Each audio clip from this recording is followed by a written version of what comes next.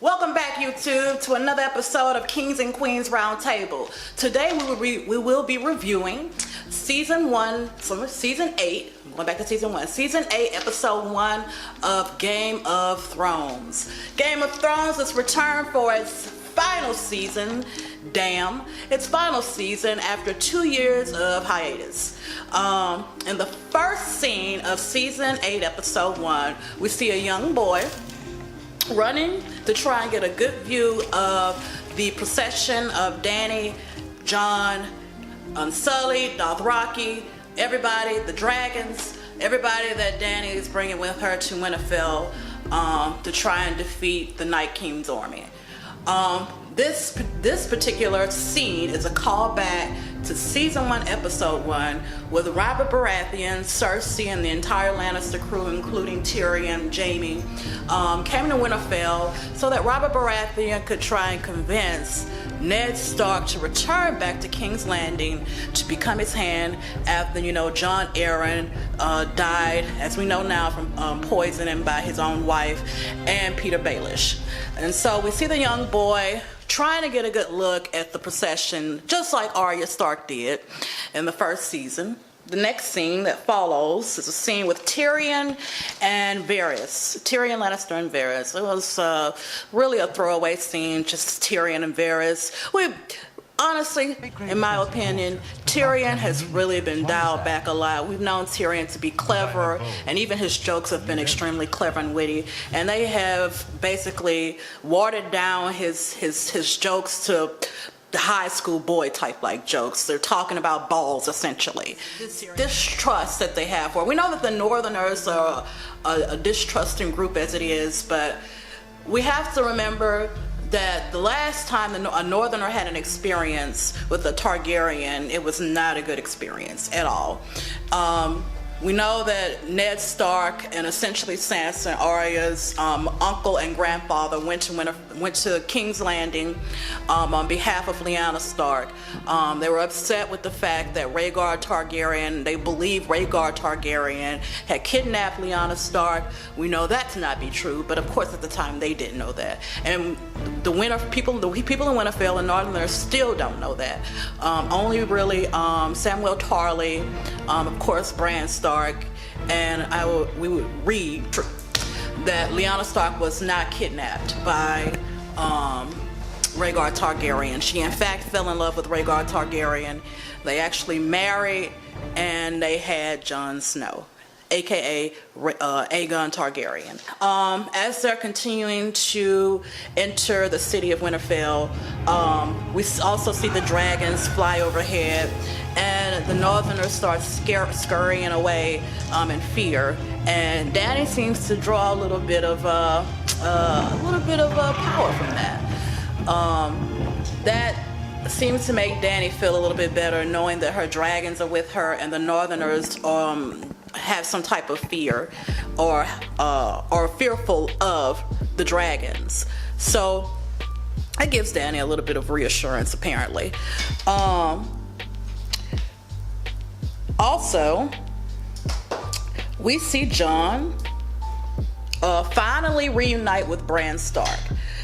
This is Jon's first time seeing Bran in a very long time. We know that Bran saw Jon a couple seasons ago, but Jon did not see Bran. And so Jon is seeing Bran for the first time since season 1. Really since I believe it was episode 2, maybe? Episode 2 or 3. Once Jon left Winterfell to go to the Wall and become take the Black, we know that Bran Stark and Jon Stark no longer had any contact, and really Bran didn't have any contact even when he saw Jon with him back in season 6 or 7. Season 6, I do believe. So with that being said, Jon approaches Bran, and Bran, as we all know, is the three-eyed raven, one-eyed raven, a three-eyed raven. And so Bran is no longer really Bran Stark. He is something different. And so he's not fully human anymore. And we see that in his emotional reactions to his sisters and brothers, including John. So John gives Bran a hug. Bran barely returns it. He's this magical creature with all of these awesome, exciting powers where he can see in the future, he can see in the past, he can see in the present. He can walk into animals. Bran is not really a human being anymore. And so John isn't aware of that just yet. He doesn't know Bran is the three-eyed raven. Sansa watches on, knowing that he is different and that he is a three-eyed raven, even though she probably doesn't exactly know what all that entails just yet. We have Dany and Sansa finally exchange quote-unquote pleasantries. We see that distrust again in Sansa towards Daenerys. We can already see that Sansa is not at all happy about the fact that Jon bent the knee to Daenerys. And truly, being that Sansa doesn't know exactly, isn't fully aware of everything that's going on, and everything that Sansa's been through, you kind of understand why Sansa may feel that way. Why she may not be happy about the fact that Jon bent the knee to Dany. Next we have Bran basically breaking everything up, all of the pleasantries and quote-unquote pleasantries, and telling them they don't have time for that. They need to keep it moving because the Night King has broken through the wall, and Viserys, Dany's third dragon, is now a white. And so they don't have time for the political bull crap. They need to keep it pushing. Sansa, next scene we see is Sansa holding court. She tells the Umber boy that he needs to go and get his people and bring them back to Winterfell. He explains that they don't have enough wagons and horses. She says that they'll provide as many as they can for him so that he can go back to his home and retrieve his people and bring them back before they become members of the Army of the Dead. Next we have Lyanna Mormont asking Jon essentially what the hell he is. He's no longer king of the North. Sansa's the lady of Winterfell, so she just straight up asks Jon, what the hell are you? What should I call you? You're no longer king, you're no longer lord. What are you? So Lyanna Mormont again expresses what everyone in the North seems to be feeling. Very, very unhappy about the fact that Jon bent the knee to Daenerys Targaryen after her father essentially burnt Jon's grandfather and made his uncle essentially choke himself to death trying to get to his grandfather to save him. All because of Dany's father. Next scene we have Tyrion Lannister telling everyone that the Lannister army will be coming north to help them fight in the battle with the Night King and his whites and White Walkers. And then we have Sansa trying to undermine Dany.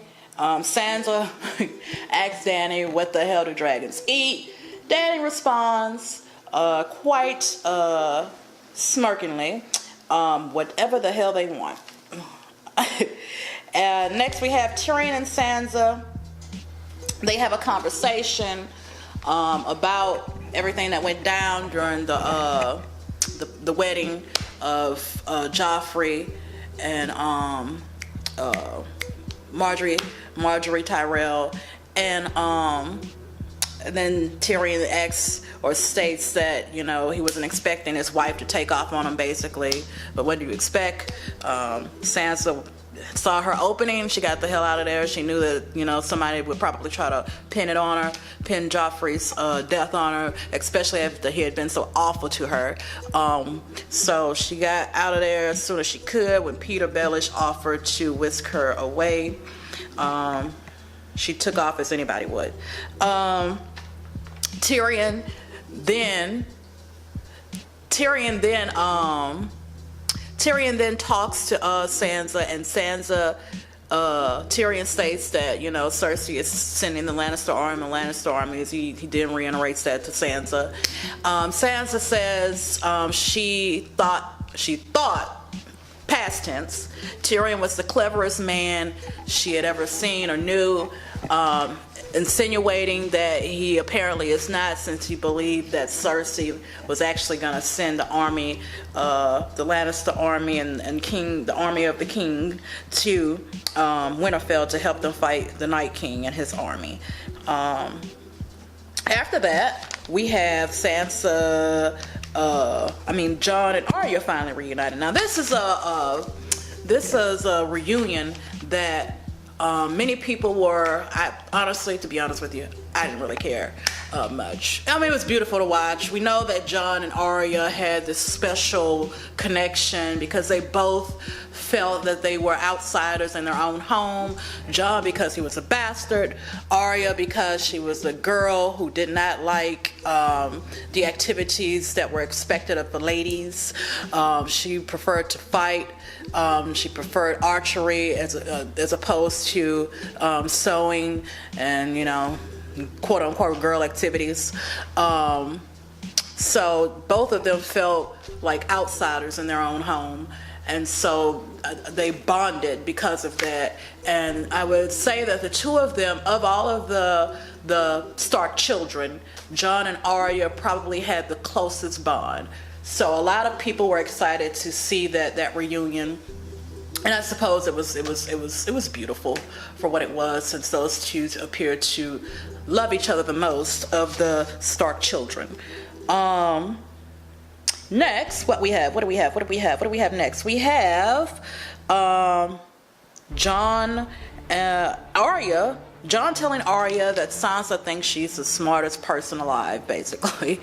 And Arya reiterates that. Arya tells Jon that Sansa, to her, is the smartest person that she's ever met. So, we all know that Sansa learned a lot from a lot of different people. Some decent ones, but mostly a lot of different manipulative, deceptive, immoral people like Peter Baelish and Cersei Lannister. So Sansa learned a lot about deception and manipulation and politics from two of the best in the entire realm. So I guess in a way she has become very intelligent and learned really how to politically maneuver in a realm that is all about political maneuvering, basically, in a realm where the people that usually acquire the most power are the people that employ deceit and manipulation and other types of highly immoral tactics. So, Arya tells Jon not to forget who his family is, basically. Jon states that Sansa basically, again, treating him in my opinion, he seems to feel as if Sansa is again treating him like he is not a part of the family, and he hopes that she doesn't forget that he's a part of the family. And Arya states that she hopes Jon doesn't forget that as well. So, and we all know that part out. Moving on. We see Cersei finally receiving news from her hand that the dead has marched north and broken through the wall.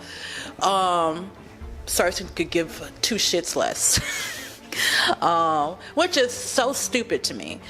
At the end of the day, Cersei hates her enemies so much. She's so blinded by hatred. She cannot see that the Starks, the Targaryens, may be a regular explosive, but the Night King and his army are a freaking nuke. They will eventually make their way south and destroy King's Landing and everything in it, including her. Cersei, I guess, really care as much anymore, because the only thing or people Cersei really cared about were her children, and to a certain extent her twin brother and her father. She presumes that her twin brother has abandoned her at this point, and all of her children are dead. We don't really know if she's truly pregnant or not. She stated last season that she was pregnant, or she insinuated that she was pregnant to Tyrion. However, we see her drinking wine like it's the last bottle of wine she will ever have the opportunity to drink. So, it's hard to tell right now if Cersei truly believes she's pregnant, or maybe she had a miscarriage at some point. We don't know just yet. We're just gonna have to wait and see what happens with that. Cersei basically says, after her hand tells her that the Night King and the dead have brought to the wall, her response is good. She doesn't care. Next, we have a shot of the Golden Company arriving at King's Landing with Euron. The Golden Company is there to help Cersei defeat the Starks and the Targaryens. There will be no Starks and Targaryens if the Night King defeats them, and I don't see the Golden Company alone with no dragons. If the Night King destroys the Starks and Targaryens, he's going to destroy the dragons. Of course, they don't know that. The Golden Company doesn't know that. Cersei does, but again, blinded by hatred. Next, we have Euron and Yara having a little chat, and then we have Cersei and Euron finally doing the do. Cersei seems to relent to Euron's request, not quite totally wittingly. She once told Sansa during the sack of Winterfell that a woman's best weapon is not her tears, it's what lies between her legs. And it appears that Cersei is continuing to use that weapon to manipulate and deceive men at her will. What do we have next? Next we have Bronn getting him some. And Qyburn breaks that up and tells him that Cersei wants him to basically assassinate her brothers. And he says brothers, plural. And we all know that Cersei hates Tyrion, but he said brothers, plural, which means that he's not just talking about Tyrion, he's also talking about Jaime, her lover, her twin, her best bud at one point. Apparently, she wants him dead too now. So Cersei has gone completely mad. She doesn't care about anything anymore. If she's not pregnant, Cersei literally doesn't care about anything at all, period, anymore. And all Cersei's after at this point is power and revenge. So, let's see. What do we have next? We have Theon finally coming to rescue Yara. We saw the beginning of this at the end of last season, season 7. We saw Theon finally take a stand and beat the crap out of one of the guys from his home, not Greyjoy, what's the name? The Iron Islands. We finally see Theon finally decide to take a stand after the harrowing ordeal he had been through with Ramsay, and we finally see him finally decide to become Theon Greyjoy again. He beats the shit out of one of the guys from the Iron Islands, and in the very first episode we see him rescue his sister Yara. That was a beautiful scene to see. Theon and Yara set sail back to the Iron Islands. And Theon asks Yara if she is headed north. basically. And Yara states that she's going back to the Iron Islands because if Daenerys and the Starks are defeated, Daenerys is going to need to be able to retreat, and she can retreat back to the Iron Islands, since we all know that the Whites cannot swim. So, but then Yara realizes that Theon, who grew up with the Starks like a brother, she realizes that Theon wants to go back to Winterfell and help them try and defeat the White Walkers and the Whites and the Night King's army. And Yara gives him her blessing. As the queen of the Iron Island, she gives her his blessing. She gives him her blessing to go back and help the Starks fight against the Night King's army. And this is a part of Theon's redemption arc. We all know what happened with Theon between seasons 2 and 5 or so. We know that Theon went off on this terrible path where he tried to take over Winterfell. He betrayed the Starks, he betrayed Robb, and then we all know what happened after that with Ramsay. We know that Ramsay completely destroyed Theon, literally. Turned him into a totally different person named Reek, and we finally see Theon coming full circle in this redemption arc as he chooses to return back to Winterfell to help his fellow sisters and brothers try to destroy the Night King's army. What do we have next? We have, in the next scene, we have Tyrion, Varys discuss a union between Jon and Dany. Tyrion and Varys are thinking the same thing everybody that's watching is thinking. Why the hell don't Jon and Dany just get married?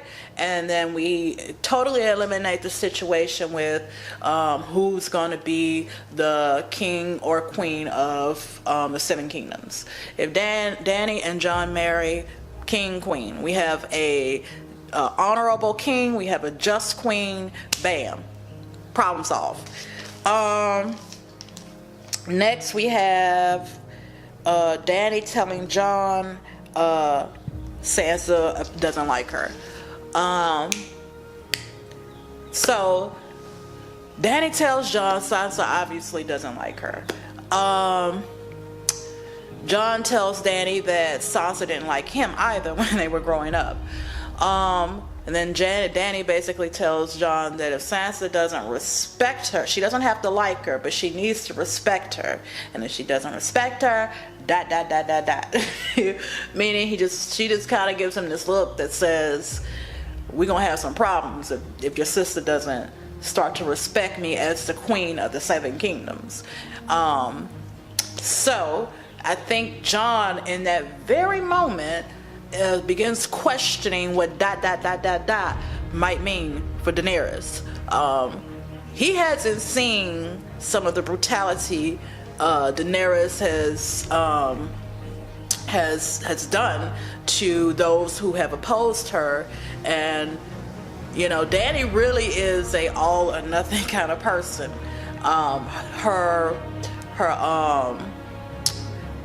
council have tried to sort of subvert some of that all or nothing mentality that Dany has sometimes, where if the people that she's fought and conquered choose not to totally go along with what she wants or says, she basically executes them, no questions asked, basically. And to many, that's not really honorable. You know, many believe there's other ways you can go about handling those type of situations, including her own counsel like Tyrion and Varys. I believe they're beginning to see some pieces of her father in her. And we all know that her father was seen as the Mad King. So Dany is going to have to try to curb some of that in order to be able to convince those around her that are really seeking an honorable, just compassionate queen, she's going to have to start learning how to handle those who oppose her in a different sort of way, as opposed to just totally executing them with no questions asked. If they choose not to bow to her every whim or rule. So she is going to have to she's going to have to learn a little bit from John. And I think John could actually learn a little bit from her as well. I think it's one of those situations where sometimes John is too compassionate, and that's why he's been killed. Let's not forget that John was so compassionate at one point that his own people, when he was at the wall with the Night's Watch, they killed him. If it wasn't for Melisandre being here, there would be no Jon Snow right now. So I'm thinking that Jon could actually learn a little bit from Dany, and learning how to not be such a pushover in a way. And Dany in return can learn a little bit from Jon and showing more compassion.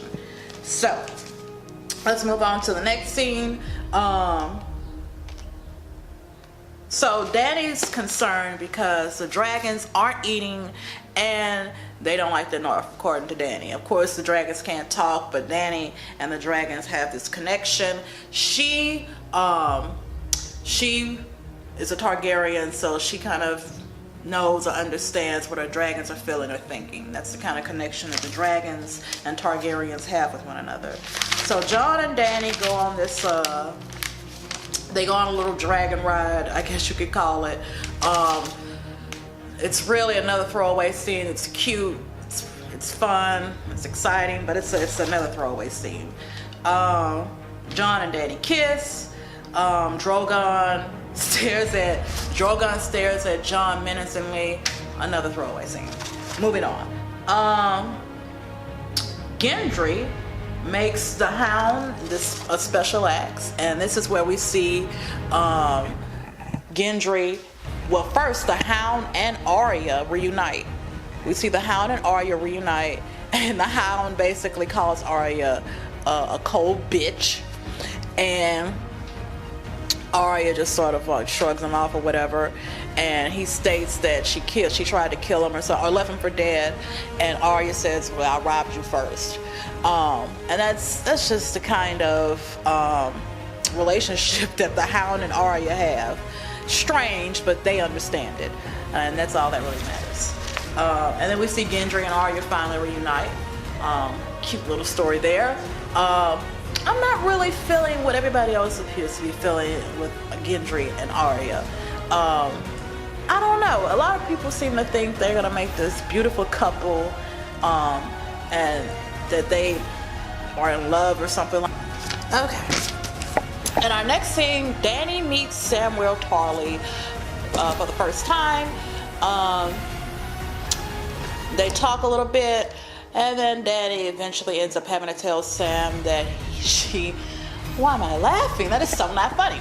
Dany tells Sam that she executed his father. Sam does appear to be a little bit taken aback by that information, but Sam's father was terrible to him. So he's taken aback, but he accepts it, and he basically says, well, since my brother is the Lord, now I'll be able to go back home.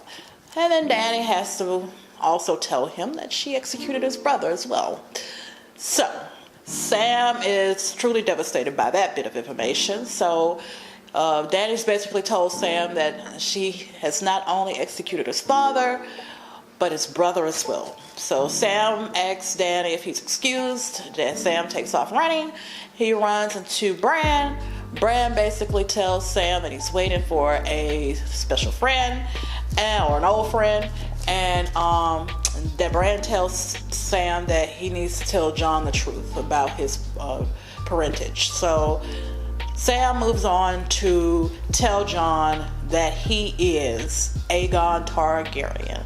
He is not the son of Ned Stark and some random woman, but he is the son of Rhaegar Targaryen and Lyanna Stark.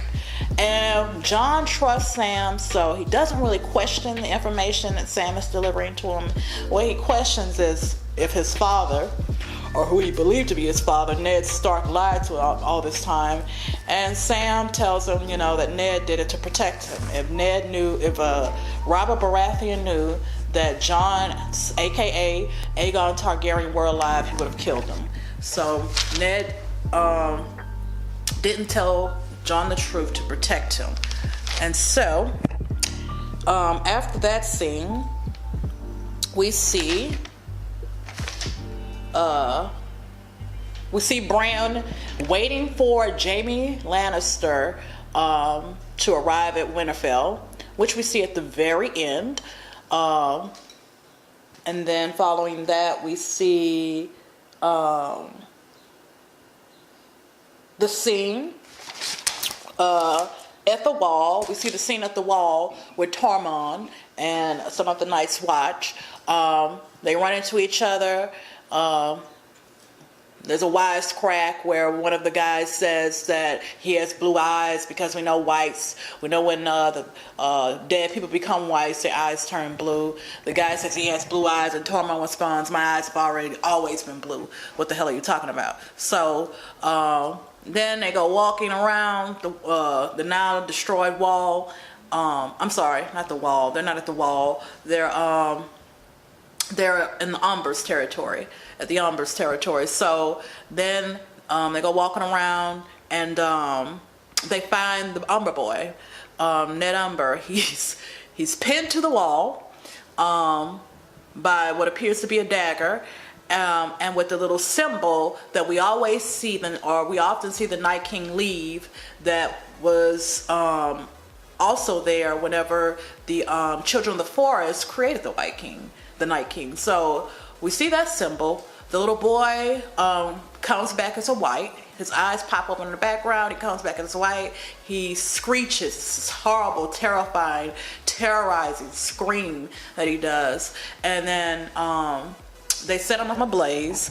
And after the little boy set ablaze, after that element set ablaze, we see the little sigil, the little symbol of what we are associating with the Night King now, and we see that it appears to be a message from the Night King to the living that he is coming. He's coming to F everything up, point blank, period, and he's going to destroy everything in sight, and that is what it is.